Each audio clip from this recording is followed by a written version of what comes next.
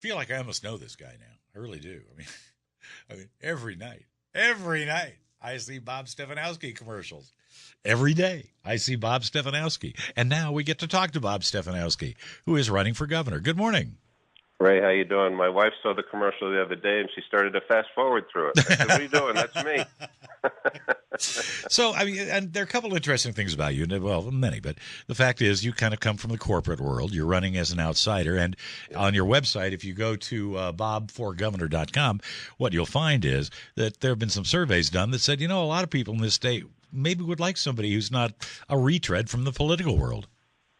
Yeah, we found over 80% of the people in the state are tired of the career politicians and the rhetoric and the stump speeches. And I've got a very different background. I grew up in New Haven. My dad actually ran the yield board scoreboard for 30 years. I worked at General Electric. I was CFO UBS Investment Bank. I had a $500 billion balance sheet across 35 countries. So I'm used to turning around big, troubled organizations, Ray, and I would argue that's exactly what the state of Connecticut is right now after what Malloy's done to it. As you're out there talking to various people, and it looks to me as if you're out quite a bit. By the way, why aren't they putting you in the debates? I didn't go, Ray. You had 14 people up on stage for 3.5 hours. I'd rather get to the primary and debate the people that are really going to be there. Okay, I was just curious about that because that was a point that was made by some people. The other thing is, when you're walking around then and you're talking to people as a native of New Haven, you know the state very well. Just an idea of, what are you hearing from people? And, here's a question I'll ask you. And part of the way I see this happening in politics a lot. I mean, I think to a degree, whether you're like him or not, Donald Trump played it as an outsider. He was an outsider. Yeah. I think, not that you're being Donald Trump, but I'm saying there seems to be an appetite for that out there.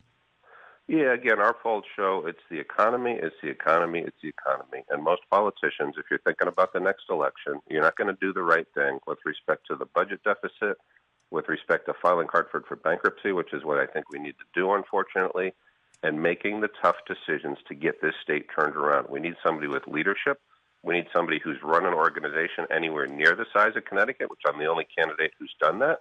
And we need somebody who knows policy. I've got an economic plan on bobforgovernor.com, endorsed by Art Laffer. Larry Kudlow reviewed it. Right. And they think it's the exact right plan to get taxes down in this state. Without getting too far into details, what do you plan to do? Well, the estate tax is a no-brainer. It raises less than 1% of the revenue of the state, and it drives people down to Florida in droves. It's going to take some time, but we got to get rid of the income tax.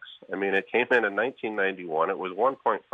It was supposed to be temporary. Mm-hmm. 25 years later, we're the slowest growing economy in the nation because of it. We got to start to get people and companies to want to be in Connecticut again so that they have the opportunity that I had when I graduated from Fairfield University in 1984. I mean, it's rather sad, Bob, when you think about it. It used to be called Taxachusetts, and yet Taxachusetts, now Massachusetts, the Commonwealth, is actually in a lot of ways more tax-free than is Connecticut.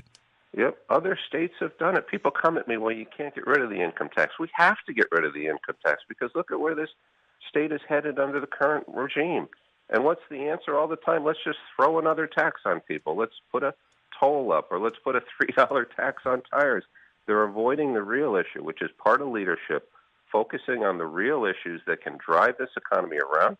I've turned around companies for 30 years. I can do it for the state of Connecticut, but it's going to take somebody with some guts, somebody with some experience, and not somebody who's so worried about getting reelected again. Tell you what, let's do this in maybe the next couple of weeks, certainly before the convention. Let's get you in here and talk for a while. Would that be okay? I would love to do that. I would love to do that. I really appreciate you having me on today, too. You're welcome. Well, this was just a taste.